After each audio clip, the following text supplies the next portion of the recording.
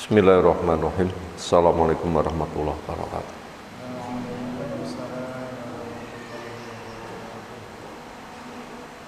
Alhamdulillahirabbil alamin. Walladzi arsala rasulahu bil huda wa dinil haqq lidhirahu 'ala dini kulli. Wa kafa billahi syahida. Wa asyhadu an la ilaha illallah wahdahu la syarikalah. Wa asyhadu anna Muhammadan abduhu wa rasuluh. Allahumma shalli ala Muhammad wa ala alihi wa ashabihi aman tabi'ahum bi ihsanin ila yaumiddin. Ya ayuhan nas ittaqu rabbakum alladzi khalaqakum min nafsin wahidah wa khalaqa minha zawjaha Babasa minhuma rijalan katsiran wa nisaa'a wattaqullaha alladzi tasaaluna bihi wal arham innallaha kana 'alaikum raqiba wa ba'd. Fa inna asdaqal hadisi kitabullah wa khairal hadyi hadi Muhammadin sallallahu alaihi wasallam. Syarrul umuri muhdatsatuha fa inna kulla muhdatsatin bid'ah wa kulla bid'atin dhalalah wa kulla dhalalatin finnar.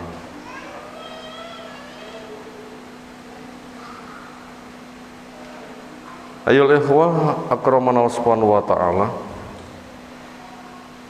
Setelah kita aturkan pujian kita, syukur pengagungan semata hanya untuk Allah Ta'ala yang teriring doa salawat salam semoga tercurah untuk Rasulnya Muhammad sallallahu alaihi wasallam.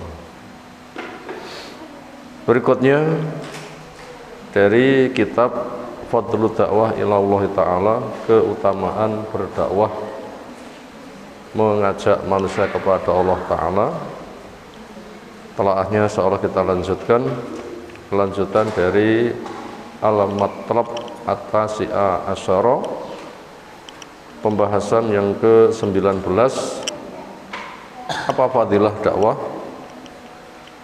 Yang ke-19, istimraru sawabid da'i ba'da mautih, berkelanjutannya, mengalir terus pahala dakwah walaupun si dai telah meninggal.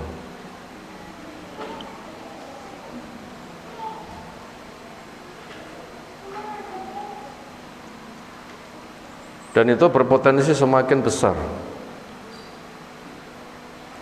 Kalau di instalasi ada uang pensiun,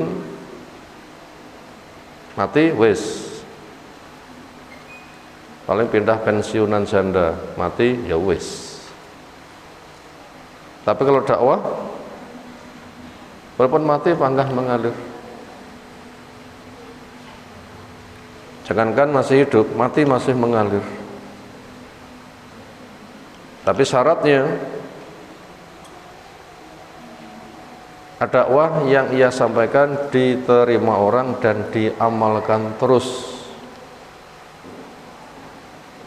Maka Nabi kita SAW berangkat seorang diri, pindah ke sahabat jumlahnya ratusan ribu, terus kan Nabi meninggal terus. Sahabat habis, terakhir Anas, tabi'in, gak karuh-karuan jumlahnya. Itu melanjutkan dakwah Nabi. Masuk ke generasi tabi'ut tabi'in sampai sekarang berapa yang mewarisi ilmunya Nabi? Mengalir terus itu pahalanya. Yo kono Nabi ulang gitu untuk Nabi terus pi. Ada yang gerundel begitu. Walaupun kita bukan Nabi, tapi potensi itu bisa terjadi asalkan tahu caranya. Apa caranya? Cintai Nabi. Karena al-mar'u ma'aman ahabba, orang akan dibersamakan dengan yang dicintainya. Yang kedua, katakan lau. Apa bahasa kita lau? Sebuah harapan, taroji. Andaikan saya punya semisal dia, akan beramal semisal dia, akan disusulkan. Nah, itu luar biasa.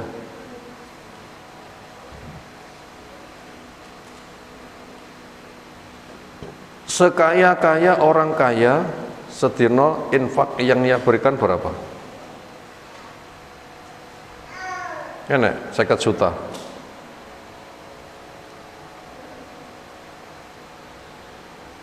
Bila ada, itu mungkin hanya 1-2.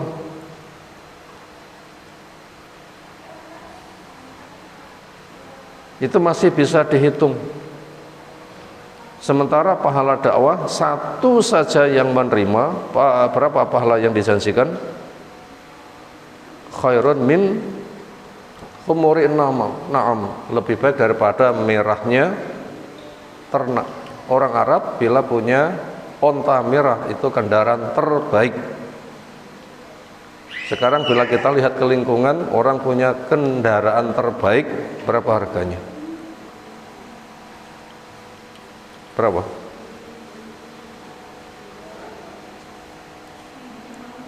Andaikan ada yang punya kendaraan 1 juta mungkin dianggap wah. Tapi banyak orang yang punya kendaraan 300 miliar. Bahkan ada yang 1 triliun, pokok pesen dhisik. Dan nilai dakwah yang terima satu saja lebih baik daripada itu. Dan itu bukan semata dakwah diterima saja. Ketika sang penerima itu melanjutkan dakwahnya, yang dakwah itu sudah mati, terus. Lek siji wae sakmono. Lek sing nampa akeh berapa? Pokoknya tidak ada kegiatan yang paling menjanjikan fadilahnya kecuali apa? Dakwah. Silahkan cari kegiatan yang lain. Tidak ada yang fadilahnya melebihi dari fadilah dakwah. Dan ini sudah dikokohkan pakai wahyu. Karena Nabi kita bicara tidak pakai hawa nafsu. Karena wa ma yantiqu 'anil hawa in huwa illa wahyu yuha.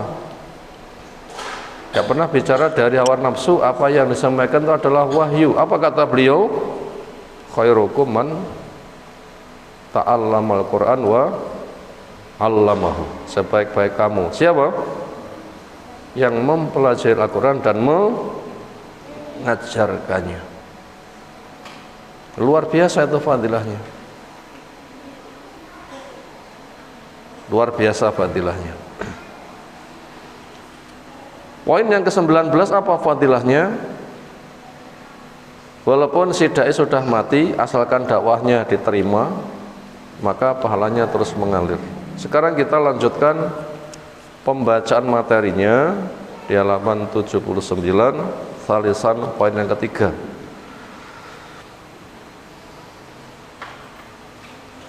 Warawa al-Imam Muslimun rahimahullah ta'ala an Jarir ibn Abdullah radhiyallahu anhu qala dawuh Rasulullah sallallahu alaihi wasallam, man sanna fil islami sunnatan hasanatan, siapa yang memberikan kepeloporan. Apa makna sanna? Memberi kepeloporan. Fil Islam, di dalam Islam. Islam itu sudah full syariat. Dan Islam itu dimasuki dan dipelajari. Ketika sudah masuk, belajar, tahu syariatnya, ia amalkan, ia peloporkan. Ini dalilnya, ayo, itu namanya mempelopori. Sana itu bukan ngarang sunnah, bukan. Tapi sana itu apa? Memberi kepeloporan. Karena Islam itu sudah full syariat, bangunan yang dimasuki lengkap. Kita di dalamnya akan diajari.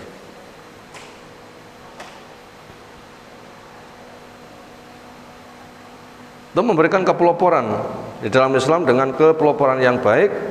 Wa umila biha ba'da, kemudian kepeloporannya diamalkan oleh mereka yang menyambut kepeloporannya, walaupun yang mempelopor sudah mati.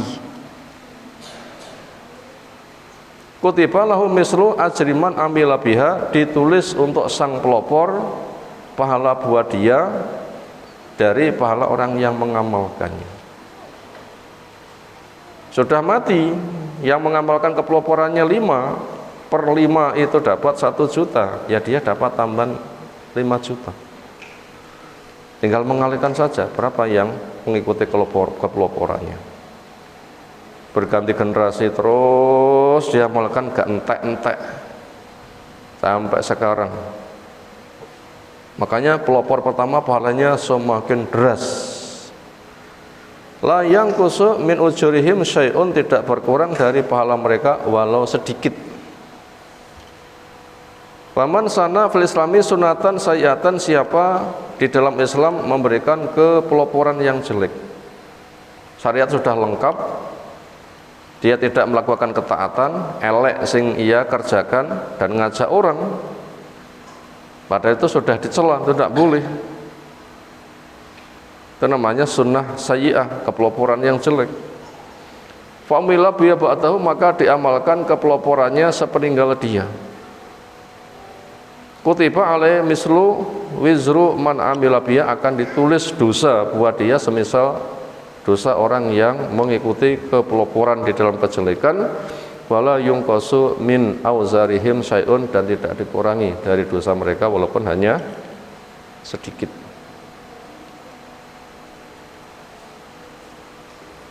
Itu poin yang ketiga.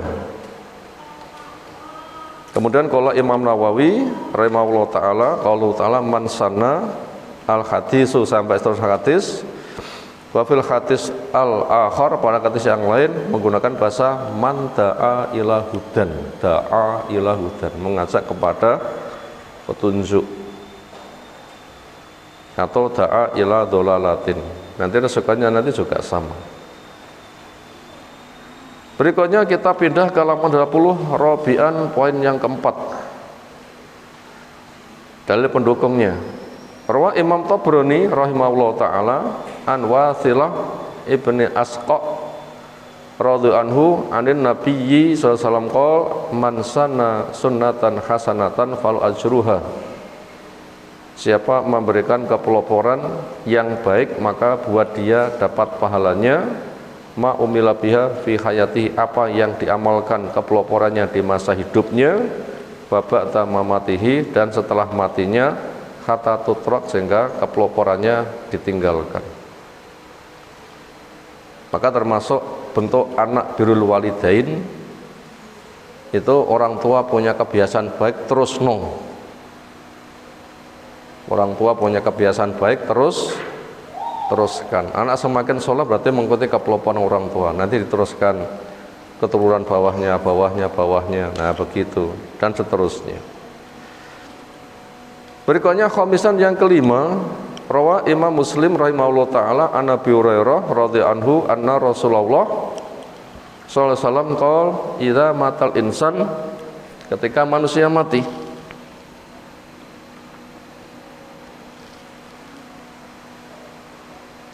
ingkota anhu amaluh, akhirnya menjadi putus darinya akan amalnya, illa min salasatin, kecuali 3 ini contoh, bukan pembatasan. Karena min itu min abu'idiyah, memiliki makna sebagian, bukan total. Apa yang dicontohkan walaupun orangnya sudah mati tapi pahalanya mengalir, yaitu illa min shadaqatin jariyatin, sedekah jariyah. Makanya bila ada potensi pendanaan yang bersifat berkelanjutan, pendanaan untuk apa? Bersifat berkelanjutan, enggak sekali pakai, masjid, madrasah, kaderisasi, dan seterusnya, itu nanti uangnya mati, sedekahnya masih terus, masjidnya terus, maka akan mengalir. Lek masjidnya direnovasi, ganti yang lain, ya niatnya kan tidak hilang, Di balik itu materinya kan bisa digunakan bentuk yang lain untuk mensukseskannya. Au ilmun yuntababi, atau ilmu yang diambil manfaat. waladin sholihin yatullah, atau anak yang anak itu ikhlas berdoa menghamba kepada Allah Subhanahu wa ta'ala. Itu akan mengalir dan mengalir dan mengalir terus. Berikutnya kita masuk di halaman 81, satisan yang ke-6. Rawa Imam Ibnu Majah rahimahullah ta'ala an Abi Qatadah radhiyallahu anhu qala dawuh Rasulullah sallam khairu ma yahluqu rasul mim ba'dihi salatun. Paling baiknya sesuatu yang seorang meninggalkan sepeninggalnya itu 3 hal. Sapa sing ditinggalan jumlahnya 3, ini tinggalan sebaik-baik tinggalan. Waladun sholihun yatullah, anak soleh yang dia menghamba kepada dengan baik, otomatis pahala juga untuk orang tuanya. Semua amal soleh anak. Shadaqatun tajri yablughu ajruha, sedekah mengalir sampai kepadanya kan pahalanya. Ilmun yu'malu bihi ba'da, dan ilmu yang diamalkan sesudahnya. Berikutnya Sabian halaman 82. Rawa A'imah Ibnu Majah wa Ibnu Khuzaimah wal Baihaqi rahimahullah taala an Abi Hurairah radhiyallahu anhu qala dawuh Rasulullah sallallahu alaihi wasallam. Di sini tidak semata hanya 3, tapi banyak. Karena 3 itu contoh, di sini ada contoh-contoh yang lain. Inna mimma yalhaqu al-mu'mina min amalihi wa khasarati ba'da mautih. Sesungguhnya di antara yang menyusul kepada orang yang beriman dari amalnya dan kebaikannya sesudah meninggalnya adalah ilman nasyarahu, ilmu yang ia sebarkan.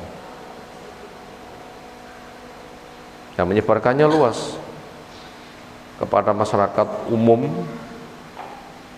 atau kepada generasi terdidik. Medianya juga luas, tulisan, ucapan, termasuk mengisi mass media,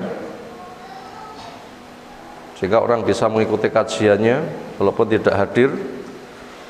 Wa waladan sholihan tarokahu, dan anak soleh yang ia tinggalkan. Makanya kegiatan kita hidup adalah mendidik anak semoga soleh. Itu kegiatan yang paling penting. Al mushafan warasa, atau mushaf yang ia wariskan. Nah silahkan untuk koleksi kitab-kitab, untuk perpustakaan, untuk pembekalan para dai. Al-Quran untuk diwariskan di masjid-masjid, nanti akan dibaca. Al masjidan banahu, atau masjid yang ia bangun. Nah ini bertambah ini jumlahnya. Au baitan libni sabil, atau rumah untuk musafir. Au nahron ajrahu, atau sungai yang ia alirkan, mengalir nanti pahalanya. Au sadaqatan akhrajaha min malihi fi sihhatihi wa hayati, atau sedekah yang ia keluarkan dari hartanya di masa sehatnya dan di kala hidupnya. Ini sudah mencapai jumlah 7 ini.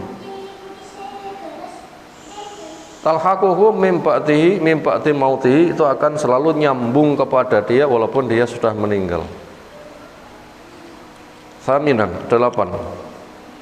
Rawa Imam Ahmad wal Bazar wa Tabrani rahimahullah taala an Nabi Umamah radhiyallahu anhu sami'tu Rasulullah sallallahu alaihi wasallam yaqul arba'atun 4 tujro dialirkan alaihim kepada mereka ujuruhum pahala mereka ba'dal maut setelah matinya,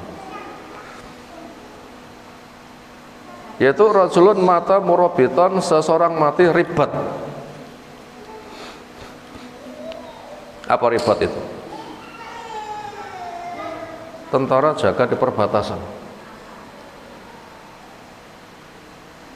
sehingga sahamnya menjaga keamanan, ini akan menjaga aman kaum muslimin, harta dan wilayahnya. Sehingga ketika negara yang ia jaga itu selalu aman, berarti amannya dengan sebab dia ribat, walaupun dia mati, negaranya terus aman, itu pahalanya mengalir. Sebab keamanan yang kondusif dulu diantara ada saham tentara si A, si B sampai gugur di medan juang, itu mengalir itu. Murabitan fisabilillah. Ar-rajulun alama ilman fa ajruhu yajri alaihi ma'umila bi, atas seseorang yang mengajarkan ilmu dijalankan kepadanya selagi diamalkan sepeninggalnya. Wa rajulun ajra shadaqatan fa ajruha lahu, seseorang yang menjalankan sedekah pahala untuk dia, majat alaihi, apa yang mengalir kepadanya. Wa rajulun taraka waladan sholihan yatullah, dan anak yang ditinggalkan di mana anak itu selalu menghamba kepada Allah. Jadi bukan semata doanya anak, tapi anak itu menghamba kepada Allah, itu akan selalu mengalir.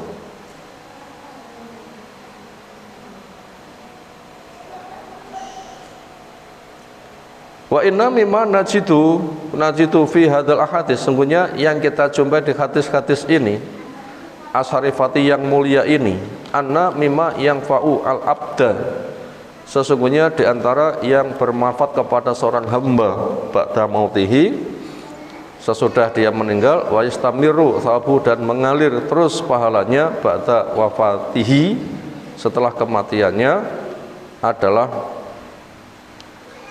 sunnatan sannaha, tuntunan kebaikan yang ia tuntunkan, wa yu'malu biha ba'da mautih, maka diamalkan tuntunannya setelah dia meninggal, wa ilman alamahu, ilmu yang ia ajarkan, wa nasyaru ia share, wa yu'malu biha ba'da mautih, maka diamalkan dengan ilmu yang diajarkan sepeninggalnya.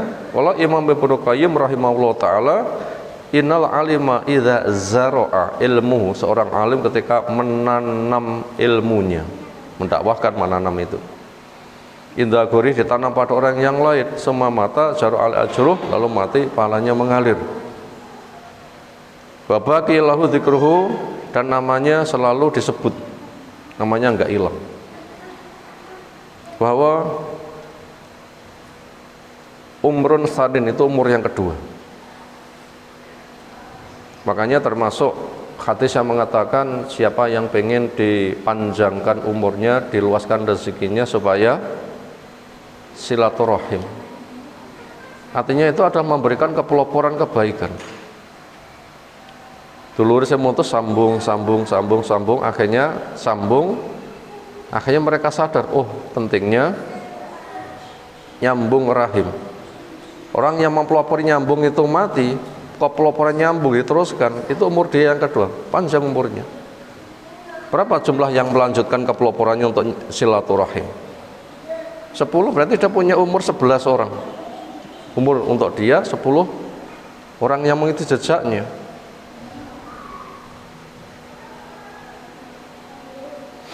Walaupun makna tambah umur itu juga mungkin jumlah real dari sekian menjadi sekian, yang itu kita tidak tahu.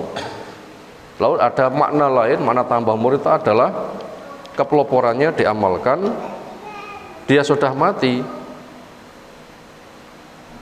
yang sedang mengamalkan itu umur buat dia, umur yang kedua, tanpa mengurangi pahalanya. Yang ikut 1000 berarti punya 1001 umur. Ilmu juga semisal itu. Makanya silaturahim itu yang paling utama untuk dakwah, karena ada perintah ku anfusakum wa ahlikum naro, jaga dirimu, jaga keluargamu dari api neraka. Ya nggak bisa ceramah, ya buku kita bagi, buku-buku kecil, barangkali mereka mau membaca. Itu umrun sanin, hayatun ukhra, kehidupan yang lain. Wa dzalika ahaku ma tunafisu fil mutanafisun itu perkara yang orang berlomba, butuh untuk berlomba. Waraghiba fi araghibun, dan jatuh cinta kepadanya orang yang jatuh cinta. Ini jatuh cinta yang betul-betul sumbut, bukan jatuh cinta bila hati sudah kadung jatuh cinta, kotoran kucing terasa coklat. Nah, bukan itu jatuh cinta yang rodok stres kayak ngono ya. Ini jatuh cinta yang tenanan, jatuh cinta yang tenanan. Kemudian terakhir di situ ada sebuah syair, akhirnya disebutkan ada 10 poin. Idza mata ibnu Adam laisa yajri alaihi min fi'ali ghairi asrun. Apabila anak Adam mati, maka mengalir dari amal yang lain ada 10 poin. Bukan 3, bukan 4, tapi di sini dikumpulkan dari 10 poin. Pertama, ulumun basaha, ilmu yang ia tebar. Yang kedua, du'a'u najlin, ajakan untuk nanam pohon. Wa ghorsun nakhlin, dan menanam pohon kurma. Wa shadaqatu tajri, sedekah yang mengalir.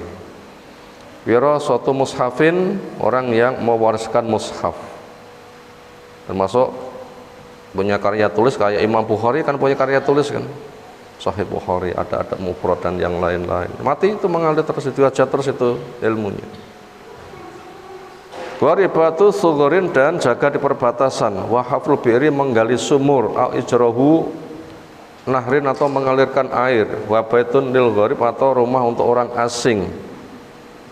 Banahu yakwi, yang ia bangun di mana akan berlindung kepadanya. Au bina'u mahali dzikrin, atau rumah untuk tempat zikir. Wa ta'limun lil Qur'an karim, mengajarkan Al-Qur'an. Fahudha min ahati bihasr, maka silahkan ambil hadisnya yang telah teringkas tadi. Selesai materi sengaja kita ringkas. Kemudian untuk mendapatkan fadilah yang seperti itu, otomatis begitu dakwah langsung dapat atau ada persyaratannya? Otomatis langsung dapat fadilah atau ada persyaratannya? Oh, persyaratannya. Nggak sih tok, ikhlas tok.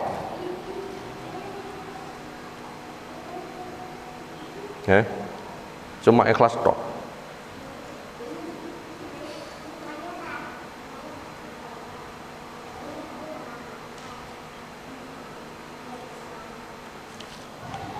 Itu di An-Nisa ayat yang ke-31. Intashtanibu kaba'ira ma tunhauna anhu nukaffiru ankum sayyatikum wa nudkhilukum mudkhalan karima. Ini syaratnya. Jika kamu menjauhi dosa-dosa besar yang kamu dilarang, akan saya gugurkan darimu kejelekan-kejelekan kamu, dan kami masukkan kamu di tempat masuk yang mulia. Syaratnya dosa besar nyingkir dulu. Tidak boleh bersanding amal soleh dengan dosa besar. Amal soleh 10, dosa besarnya 50, terus gimana?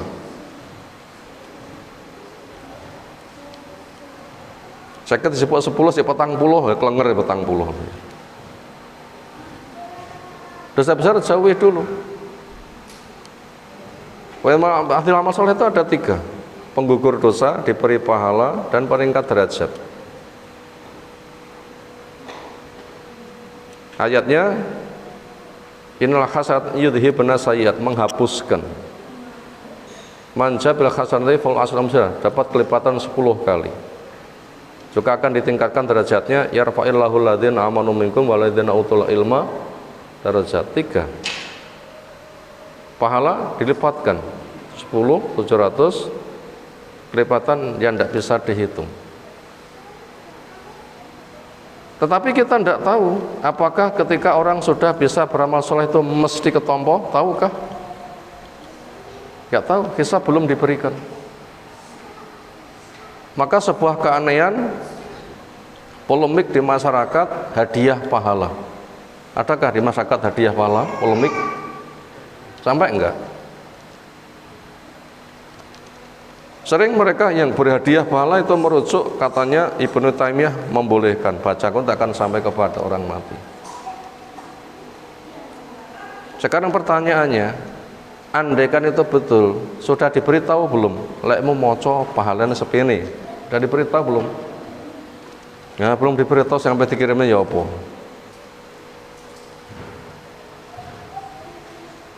Rong de beras terus menghangatkan pancinya sehingga dimasak apa? Ya kita belum tahu. Makanya kebaikan itu dijanjikan. Makanya tugas kita harap-harap cemas.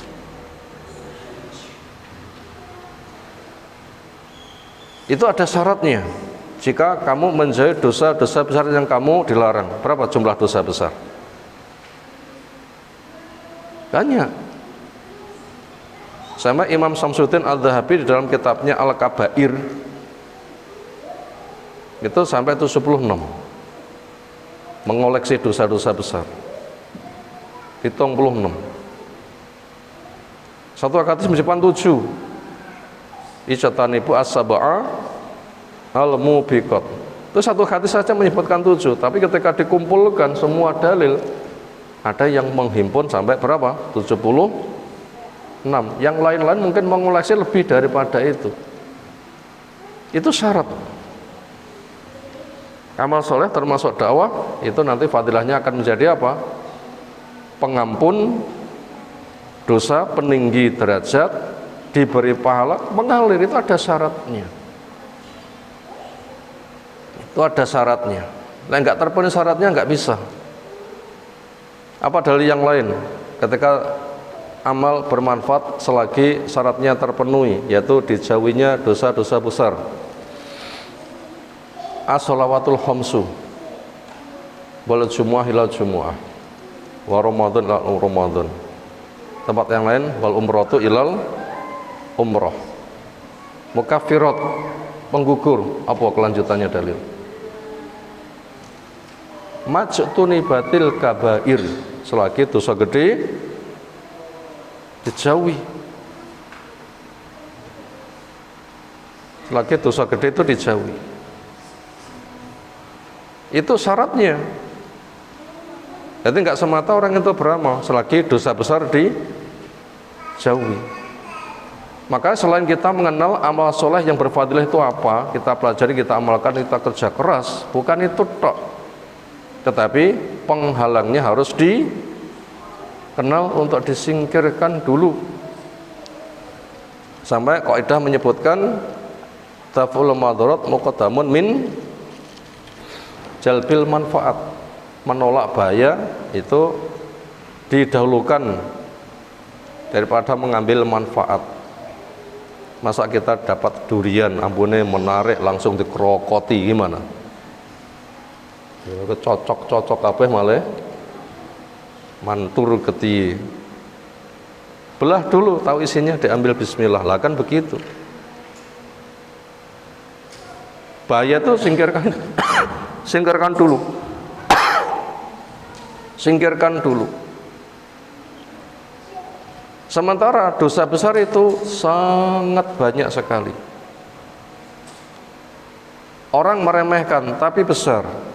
Yang ketakutan Nabi SAW lebih takut daripada akan bahayanya Dajjal. Apa? Syirik kecil, namanya riya. Hal atulukum alama akhwafu ma akhwalukum min masihid Dajjal aw kama qala. Gelem to tak dudui perkara yang paling kutakutkan daripada takutku akan bahayanya Dajjal. Bahaya Dajjal sudah datang belum sekarang? Sudah belum? Belum. Tapi bahaya ini lebih gede daripada bahaya Dajjal sudah ada. Apa? Riya. Maka neraka pertama dinyalakan untuk membakar siapa? 3 orang yang dikenal tokoh pahala. Siapa 3 orang yang dikenal tokoh pahala? Dermawan, kita, Mujahid, atau lagi orang yang berjemur dalam keilmuan. Yang satu pengen dikatakan sebagai alim, yang satu dikatakan sebagai jawadun karim, yang satu pengen disebut sebagai orang yang jaroah, pemberani, sajaah. Makanya dia ditengkurapkan, pegang kaki, seret, uncalne, kleyang-kleyang. Ini 3 yang dikenal tokoh pahala. Ngeri, ngeri. Jauhi dulu. Itu cuma salah satu. Kemudian termasuk yang bisa nyeret dosa besar pada umat ini sampai syirik diterak, sampai syirik pun juga dipakai. Apa dosa itu? Termasuk hasad. Termasuk hasad. Hasad itu termasuk dosa besar atau kecil? Besar. Iyakum wal hasada, fa inna hasada ta'kulu hasanat kama ta'kulu nar al-hatab atau kama qala Nabi sallam. Jauhi olehmu hasad, karena dia akan memakan kebaikan bagaikan api melahap kayu. Hasad itu dosa pertama Adam. Akhirnya syirik terbawa. Apa? Mengikuti hawa nafsu. Kan jadi syirik kan ya. Nuruti hawa nafsu. Sehingga hilang ketaatannya kepada Allah Subhanahu wa taala. Apa nih? Ini sing nyolok-nyolok saja. Syirik cilik jenenge riya, hilang keikhlasannya sudah bahaya. Lebih bahaya daripada bahaya saja. Yang kedua hasad. Roh kono punya kelebihan, enggak seneng. Lisan ngomong untuk menjatuhkan, tangan berbuat menjatuhkan, lalu menghancurkan untuk meraihnya. Bahkan siap hancur-hancuran, yang penting sana harus hancur. Sampai iblis siap dibawa neraka asalkan anak Adam hancur, sampai sumpah wa bi izzatika la'uwiyanahum ajmain illa ibadaka minhumul mukhlasin. Sampai siap sumpah untuk menyesatkan anak Adam. Jadi sumpahnya itu untuk kemaksiatan. Aneh ini. Sumpah itu pengokoh kebaikan, ini pengokoh kemaksiatan. Nemen kalau gitu elai. Apa yang lain? Fitnatu ummati almal. Fitnah umatku harta. Fitnatu ummati almal. Fitnah umatku harta. Ini yang meluluh lantakkan. Fitnah umatku harta.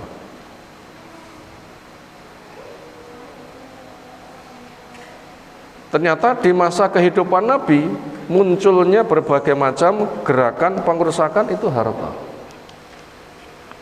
Sepeninggal Nabi lebih keras. Sepeninggal Nabi lebih keras. Nabi dirorong oleh mereka yang menuntut harta. Sampai Nabi dituduh tidak adil. Siapa pelakunya? Khawarij, Abdullah bin Sabah. Penaklukan Hunain, ghanimah rakaro-karuan dibagi habis kepada orang Quraisy, sampai Sofwan bin Umayyah bin Khalaf 400 onto. Wong sitok 400 onto. Bisa dibilang dia belum masuk Islam. Karena didakwa masuk Islam, dia mengatakan saya minta waktu 2 bulan. Kata Nabi 4 bulan ya enggak apa-apa. Diberi sampai 400 onto. Sementara dari Madinah ada 10.000 pasukan, gak ento opo-opo. Apa komentar mereka? Wah, Rasul cetok bolone dum-dum awake dhewe ra kecipratan opo? Fitnah harta. Di kelompok nih yang sepuh mengatakan, kalau kami paham sing nom-nom kui. Mereka di kelompok nih. Kamu pulang membawa nabimu luwih seneng atau kamu pulang membawa harta? Andai bukan karena hijrah, saya pengen seperti kalian. Boleh gak nggawa apa-apa.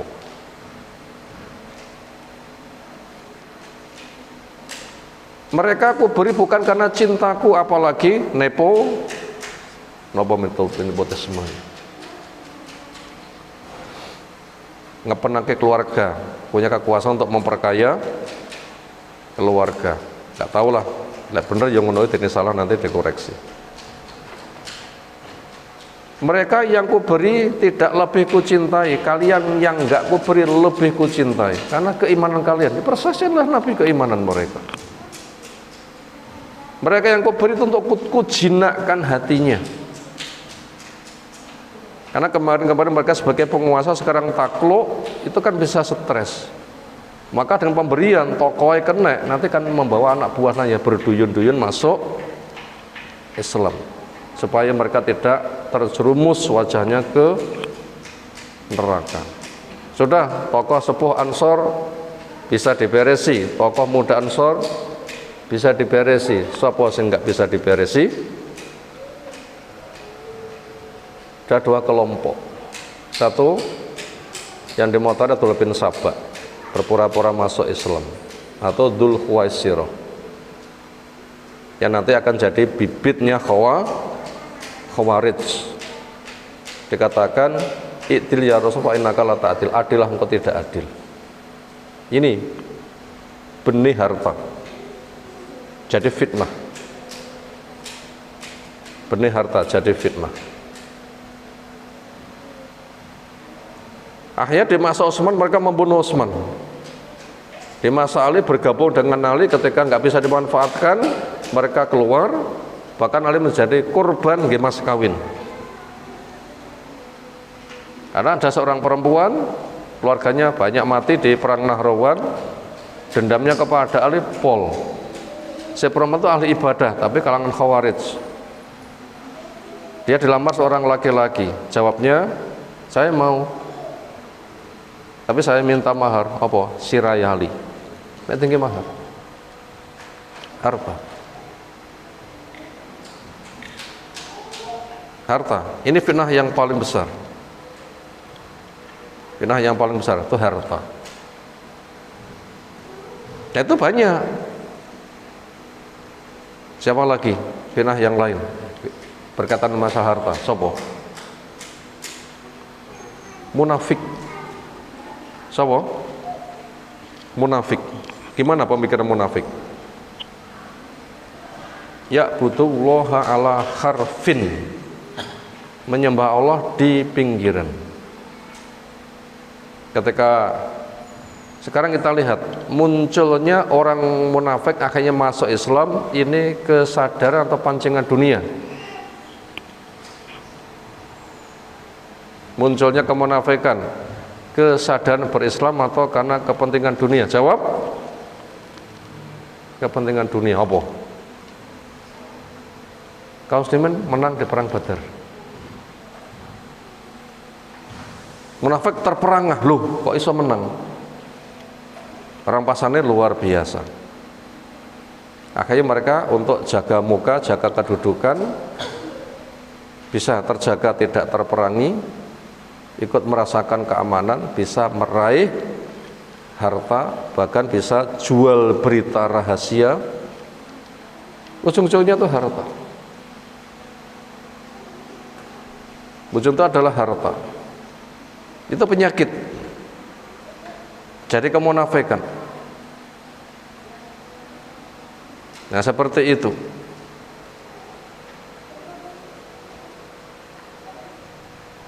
Harta itu ujung-ujungnya menyebabkan dia merongrong kaum muslimin di dalam perjuangannya. Urusan itu harta. Itu penyakit. Makanya Nabi SAW ketika mendekati habis dari tugas dakwahnya, karena dakwah telah sempurna, beliau mengkhawatirkan umat ini jatuh pada miskin atau kaya. Kaya. mal faqru akhsha alaikum walakin masa'alaikum antub satalakumut dunia fatunafisuha kama tanafasuha fatulikum kama ahlakathum aw kama qala Nabi sallallahu. Yang ku khawatirkan menimpa kebahagiaan bukan fakir, tetapi harta yang melimpah, yang kamu nanti akan lomba untuk meraihnya sebagaimana orang dulu lomba. Akhirnya harta menghancurkan kamu sebagaimana menghancurkan orang sebelum kamu. Harta itu urusan harta. Termasuk kekhalifahan akan menjadi rebutan. Yang pesan Nabi SAW, satahrisuna alal imarah, kalian nanti akan berambisi untuk menduduki jabatan. Itu amanat bukan nikmat. Kenyataannya betul.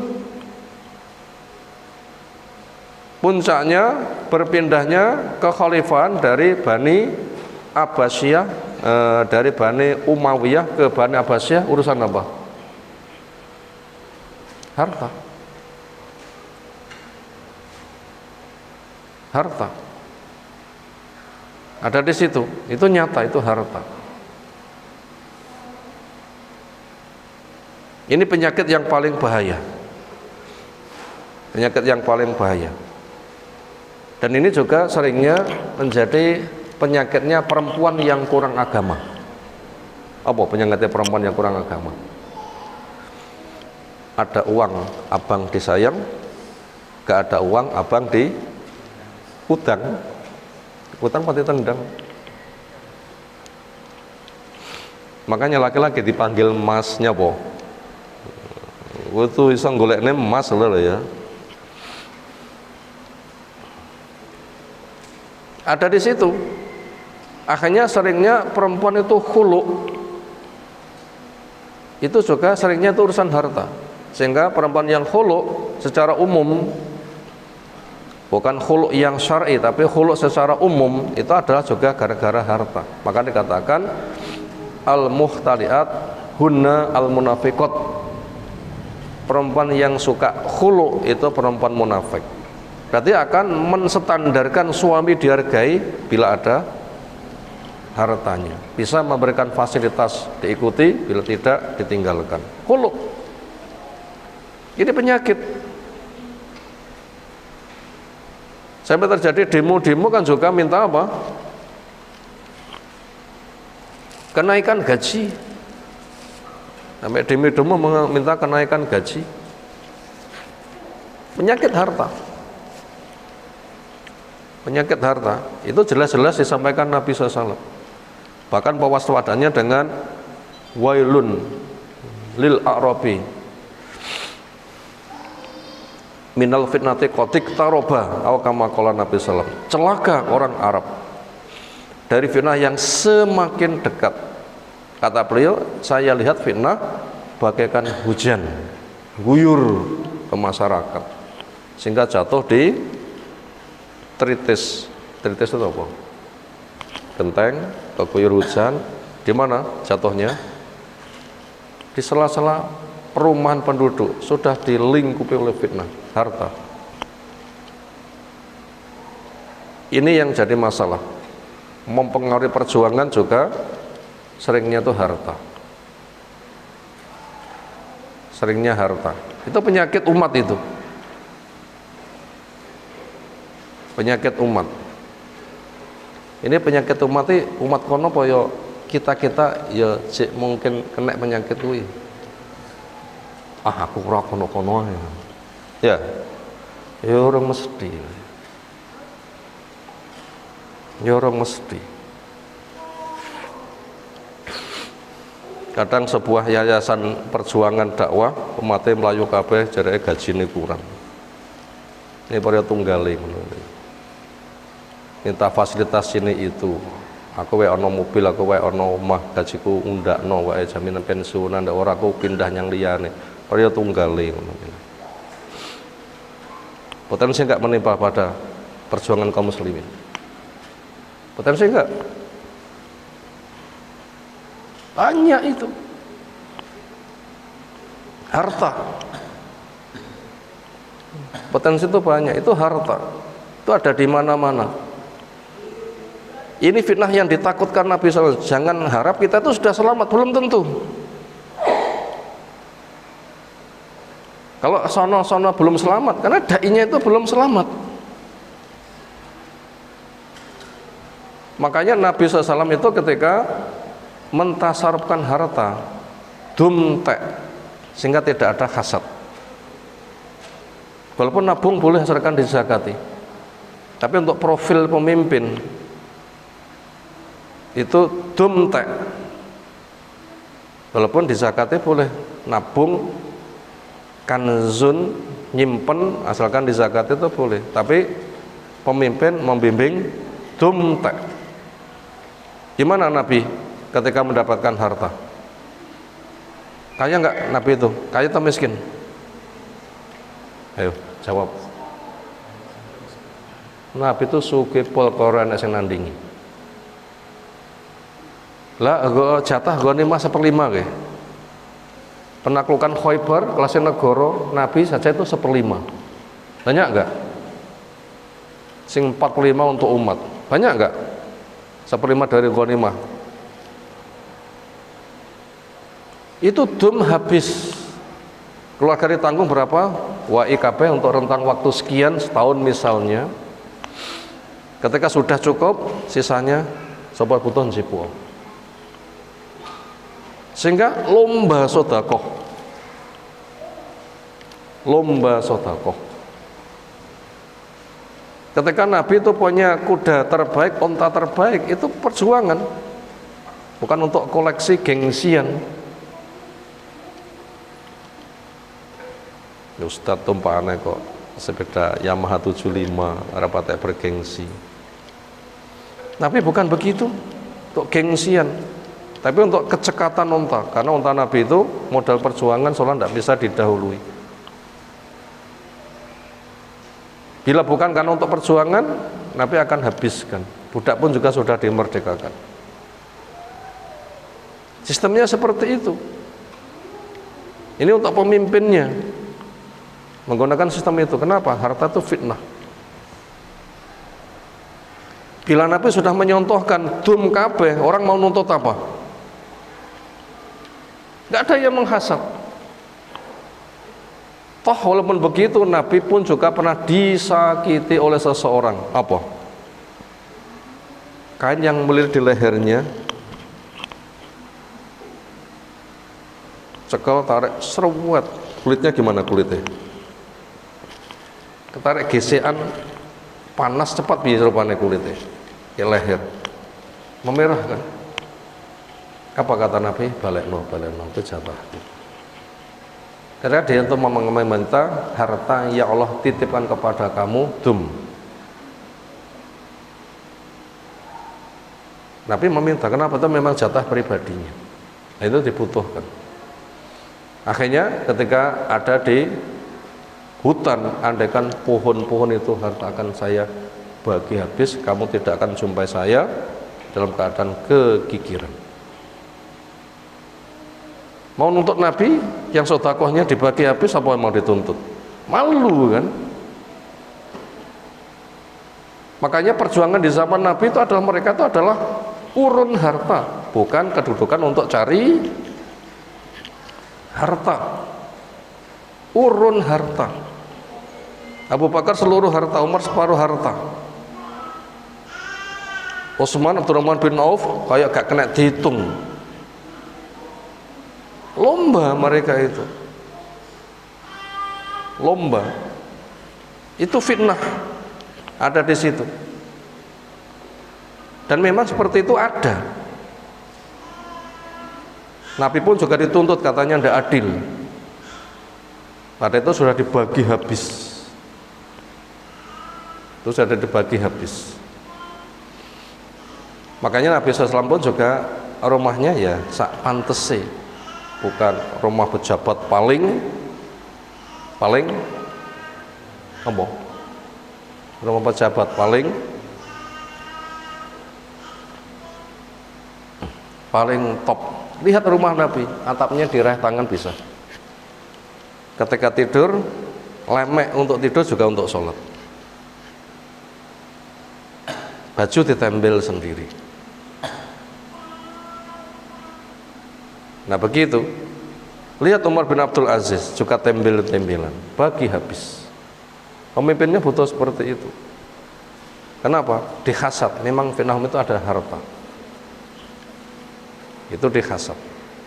Fitnah ini adalah harta. Makanya siapa yang selamat dari fitnah harta, itu nanti insya Allah perjuangan akan jalan. Tapi bila terkena fitnah harta, itu rumput tetangga lebih hijau, ya kan? Rapatek nyukupne nyawang bojone tangga disawang, ya luweh ayo. Akhirnya panggah ngelirik tanggane lali karo bojone. Geger enggak kira-kira? Geger. Sehingga bahasanya wong ngarit kepaung. Siapa punya pengalaman kepaung? Di sini ada enggak bahasa kepaung? Cari rumput ke sawah, ada rumput nggak segera diambil, tidak sana lebih subur rono, oh padha wae. Kono lebih subur rono, oh padha wae. Kono lebih subur, nganti waktu entek gak dapat rumput. Kono luwih penak, rono, kayak entuk apa-apa.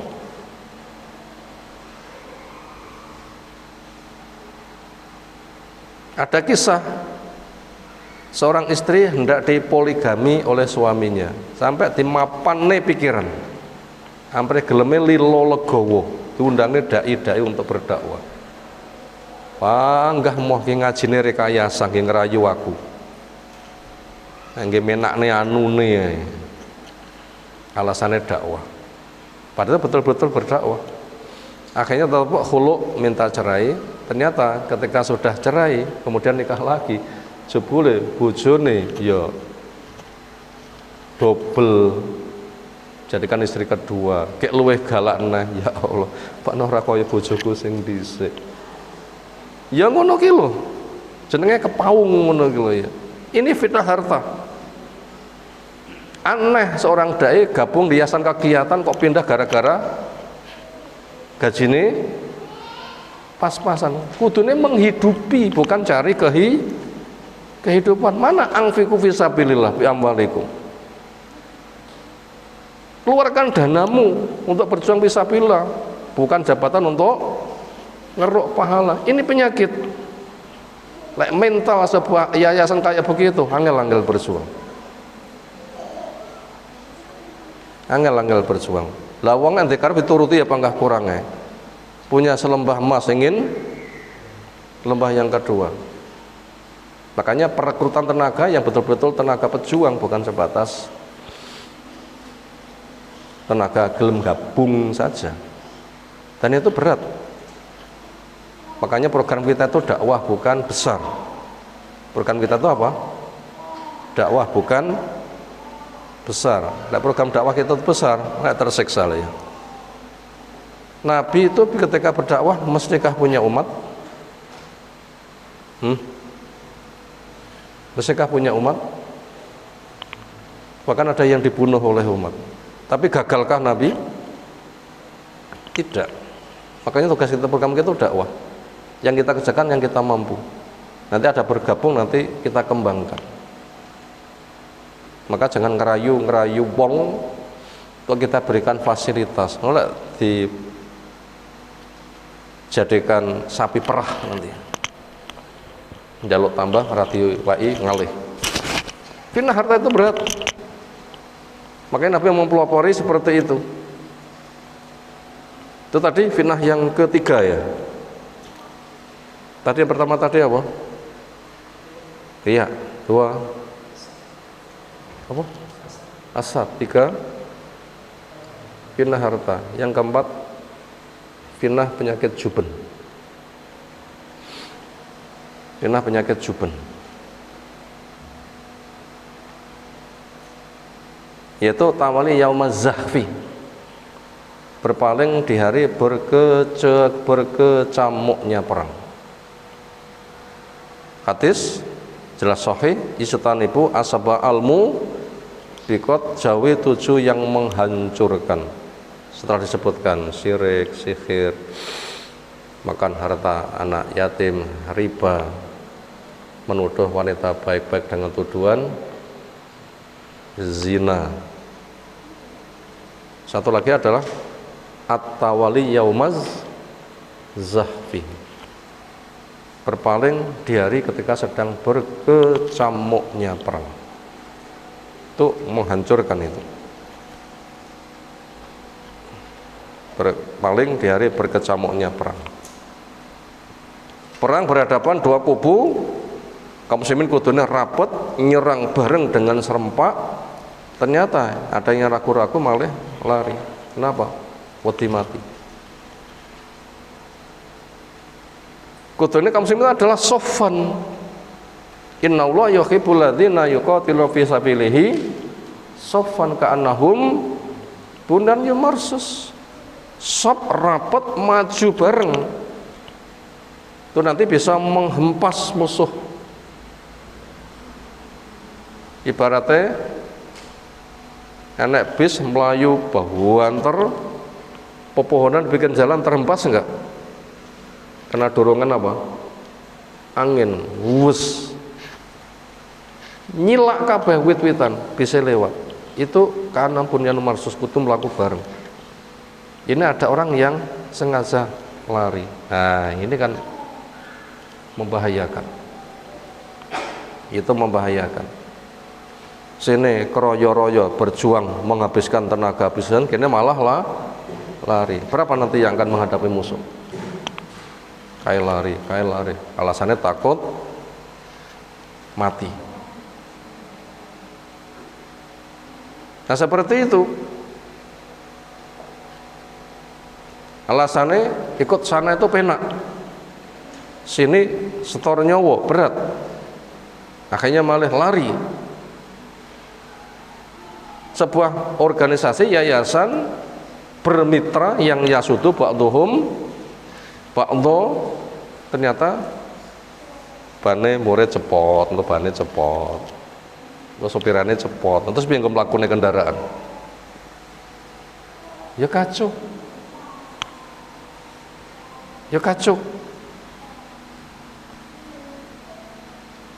Perjuangannya itu ta'awun, saling menyokong, yasudu ba'duhum ba'du. Makanya di dalam syariat Islam ketika orang itu punya tembok, tonggone masang iup-iup, jangan kamu cegah. Kenapa? Tembokmu dipasang, tetangga bikin iup-iup begitu tambah kuat. Fungsinya seperti itu, kerjasama. Dan paling bagusnya muslim yang paling bisa memberikan manfaat. Ternyata orang munafik di dalam perang Uhud kaum muslimin jumlahnya berapa? 300. 1000 menghadapi musyrik berapa jumlahnya? 3000. Iki duduk perang iki stor nyawa iki, suduk marani kutuk marani sunduk, apa kutuk marani sunduk, bunuh diri. Sepertiga dari mereka mundur. Ini contohnya, pengecut. Sehingga kaum muslimin karena 600-an itu yang suruh menghadapi 3000-an. Mana seperti itu? Kudunya kerja itu adalah kompak, dan paling bagusnya muslim yang paling memberikan saham. Bukan semata kono luwih penak pindahnya rono, sini perjuangannya malah murat marit. Mental ini harus dibenahi. Bila mitra perjuangannya atau mentalnya kayak begitu, angel. Makanya cari mitra ya istikharah dulu. Punya jiwa juang apa enggak? Jangan menggunakan fasilitas diiming-iming. Punya jiwa juang apa enggak? Makanya perjuangan Nabi SAW full fasilitas atau full perjuangan di awal Islam, full fasilitas atau full perjuangan? Full perjuangan. Nabi gak aman, Abu Bakar gak aman, Umar tidak aman, sing lemah-lemah tidak tidak aman. Sampai mereka mengadu kapan kita diberi kemenangan. Nabi marah. Kamu tergesa-gesa, janji Allah benar, Allah akan sempurnakan agama ini. Cuma kamu tergesa-gesa, nggak mikir toh uang dhisik, ada yang sampai dibelah jadi 2 badannya. Demi nanti akan aman, sampai ada perempuan yang jalan dari tempat A, B, di atas tandunya, di atas onta, sendirian aman. Bukan mana izin, tetapi menggambarkan kondisi yang sangat aman. Kalian cuma tergesa-gesa.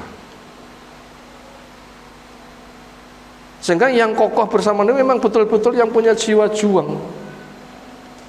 Makanya ketika merekrut orang itu jangan menawari fasilitas.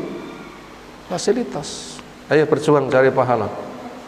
Itu yang dicari. Dini rena ya budal dewi. Makanya kita tidak usah memaksa harus besar. Dan memaksa harus besar. Tapi kita harus berjuang. Kenapa? Ini contoh dari Nabi. Sekarang cukup banyak pondok-pondok pesantren sudah maju membuka peluang pekerjaan, nanti fasilitasnya gini. Loh, kenapa membimbing mental seperti itu? Kenapa membimbing mental seperti itu? Mana itu karakter jiwa perjuangan? Wong malah kesulitan itu ada di situ. Itu arahnya tuh ke sana. Nah, ini penting untuk perjuangan kita. Itu penting sekali. Karena permasalahannya nanti kalian akan ambisi kepada imarah. Ambisi untuk menempati sebuah jabatan. Sehingga dikatakan nikmatil murdiyatu wa bi'satil fatimah. Ketika masih nyusu alangkah senangnya, disape alangkah susahnya. Ketika sedang menjabat banyak fasilitas senang, tapi ketika sudah lepas dituntut tanggung jawabnya berat. Bayi belum disape, ngelak mimik. Sudah disape, mimik rauleh. Ini penyakit ke depan. Penyakit ke depan seperti itu. Nah, dibutuhkan jiwa juang. Dibutuhkan jiwa juang. Makanya di dalam banyak hal Abu Bakar itu ketika meninggal gak diwaris, mengikuti jejak Nabi. Semua fasilitas kembalikan, gak ada yang diwaris, mengikuti jejak Nabi. Kata Umar, baik, abot melu tingkah lakunya Umar, atau tingkah lakunya Abu Bakar. Dan sering tombok, semisal Utsman kayak kasus ada pembunuhan, Utsman kan yang nebus, torok.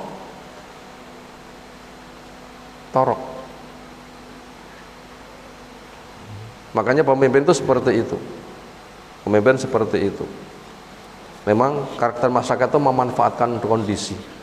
Dan karakter orang itu adalah mana yang lebih hijau dia akan semangat bergabung. Itu dipahami. Harus dipahami. Makanya training yang dikerjakan Nabi SAW itu harus dimiliki. Makanya tokoh-tokoh yang mereka masuk kategori banyak pendukungnya itu yang memang berangkat dari nol. Sehingga apabila orang itu membaca pesan Umar yang Syekh Bakar bin Abdullah Abu Zaid di dalam Khilyah Thalibil Ilmi, itu apa pesan Umar? Iyakum wa tana'uma wa ziyal ajam tamakdatu wa sausinu. Saya waspadakan kepada kalian jangan sampai ngejar nikmat dan bergaya kayak dandanannya orang asing. Kenapa? Kiblatmu dunia, itu harus dijauhi itu. Gak boleh kiblatmu dunia. Iyakum watanama waziyal ajam. Iyakum natukum watanauma ikhdaru atanauma waziyal ajam. Saya tunjuk pada kamu jauhi sikap bernikmat-nikmat dan berdandan koyok gayane wong asing. Duitnya akeh, pacaknya mentereng bangga. Nah, tinggalkan itu. Apa pesan berikutnya? Tamak datu waksau sinu. supaya kamu memiliki profilnya Ma'ad bin Adnan, dan supaya kamu itu merasakan kesusahan. Tamak datu itu adalah ikuti profilnya Ma'ad bin Adnan, waksau sinu, dan tempolah hidup penuh dengan kesusahan. Siapa Ma'ad bin Adnan? Moyang Arab, ibaratnya berangkat nol hasil terbesar. Kenapa? Pekerja keras. Nabi kita berangkat nol kan? Nabi kita dakwah berangkatnya apa? Apa Nabi kita dakwah berangkatnya? Nol kan? Sendirian. Siapa yang danai? Ya golek kerjasama dengan istri. Banyak tantangan. Jelas itu nggak minta gaji. Ma'asukum ali min ajrin in ajriya ila Allah.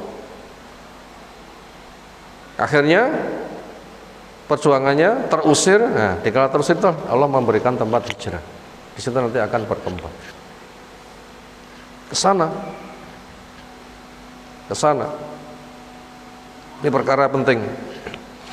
Kemudian pemahaman secara umum, yang namanya cukup itu dengan jumlah.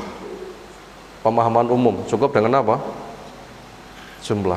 Betulkah orang bila punya harta cukup itu mesti cukup?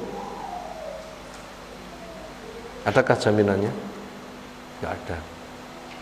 Bahkan Allah katakan, sanu'adzibum biha fil hayatid dunya, akan saya jadikan hartanya sebagai penyiksanya. Bisakah kipas itu tenang bila listriknya besar? Bisa? Tidak bisa. Listriknya dimatikan, kipasnya tenang. Bergejolak, konslet kopong.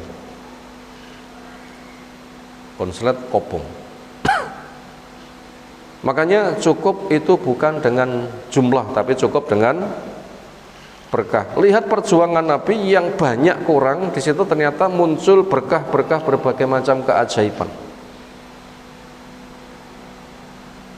Penggalian parit, luwe enggak? Persiapan perang Khandaq, luwe sampai diikat, diganjel batu berapa kali ganjelan. Ada seorang sahabat yang masak beberapa genggam dari bahan makan, ternyata bisa untuk semuanya dengan berkah. Iyakah setiap pagi Nabi itu fatur? Apa fatur? Sarapan? Enggak ada, tak poso. Luwe. Itu perbuatan Nabi. Adakah Nabi mengikuti kemauan para istri ketika minta tunjangan tambah? Tidak. Ternyata malah disumpah ilah. Sumpah ilah. Apa sumpah ilah? Sekian waktu kamu enggak tak cedeki. Bila kamu minta dengan jumlah yang banyak, berapa putumu tak wae barki mulio. Tata alaina ummatikuna wa sarihkuna sarohan jamila. Itu kan sih minta nafkah tambah kan. Akhirnya dipanggil mereka, pilih ikut berjuang bersama Nabi atau pilih menikmati dunia. Jangan bikin keputusan kecuali mulih dulu cetok wong tua, rembukan. Pilih bersabar bersama Nabi atau yang menikmati dunia. Jangan tergesa-gesa. Baca surah Al-Ahzab. Qul in kuntunna turidna al-hayata dunya wazi natafata'a laina ummatikuna wa sarihkuna sarohan jamila. Ora putuhmu tak wae bar tak oleh. Apa kata Bu Aisyah? Mana mungkin bapakku akan bicara. Semulya dadi bojone Nabi nelongso, kurang pangan. Gak mungkin bapakku akan begitu. Untuk apa saya bersawarah? Jadi aku tak ridho bersama Rasul aja. Apa kata Umar? Pisan aja nyusah nih Nabi lah, butuh bondo padul pakmu.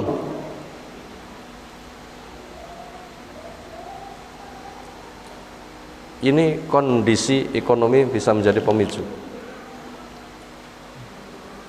Kita nggak boleh menjadi korban fitnah itu. Ini sejarah, dalil pasti.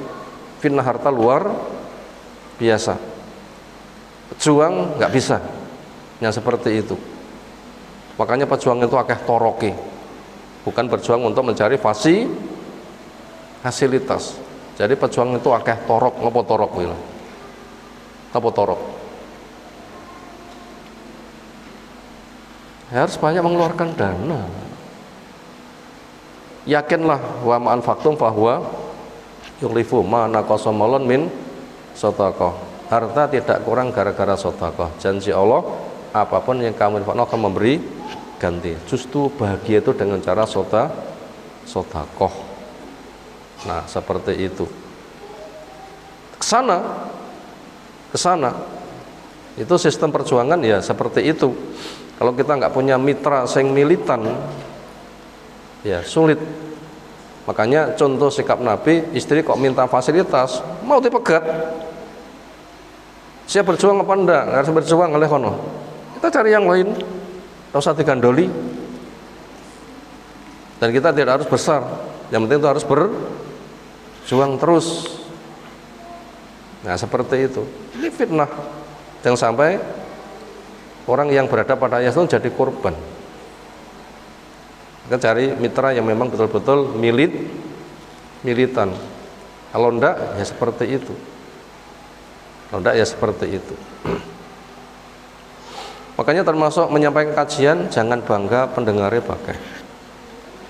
Jam ditentukan masuk siji loro ya dilekasi wae. Dene kono-kono tekone keri ya mungkin ada halangan. Nah, semoga ada video nanti bisa mendengarkan di rumah. Ora usah diuring-uring. Rasa diuring-uring. Nabi Ibrahim mengumumkan haji itu di depan banyak orang atau di atas gunung tanpa orang. Wa'adzin fin nasi bil hajj ya'tuka, umumkan kepada manusia jinkan nanti akan datang. Naik gunung, ada orang atau enggak? Enggak ada. Jadi dakwah hasilnya itu dari Allah, tugas kita kerja kerasnya.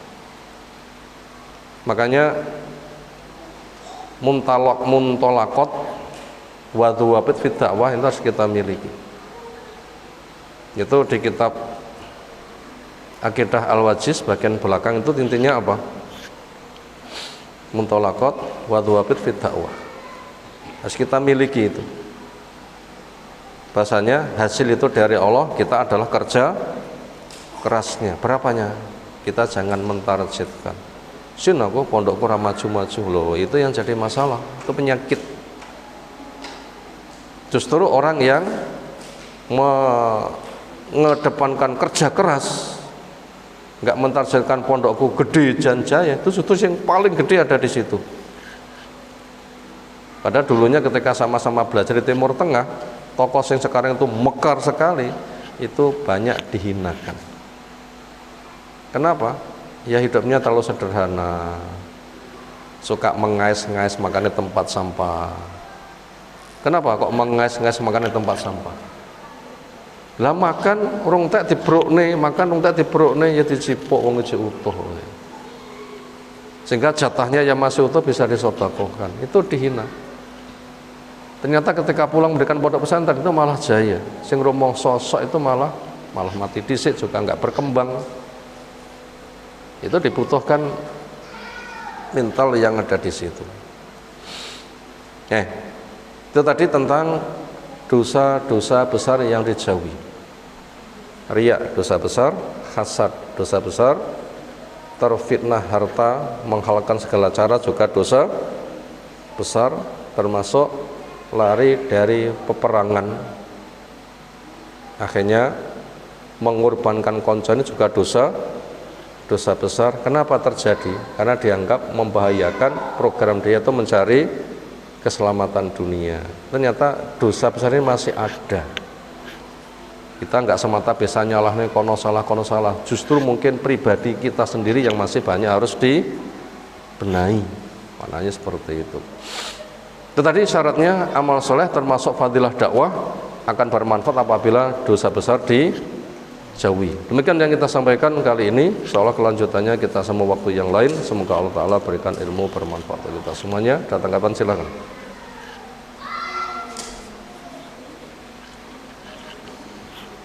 Kira cukup istirahat. Subhanakallahumma bihamdika asyhadu an la ilaha illa anta astaghfiruka wa atubu ilaik. Assalamualaikum warahmatullahi wabarakatuh.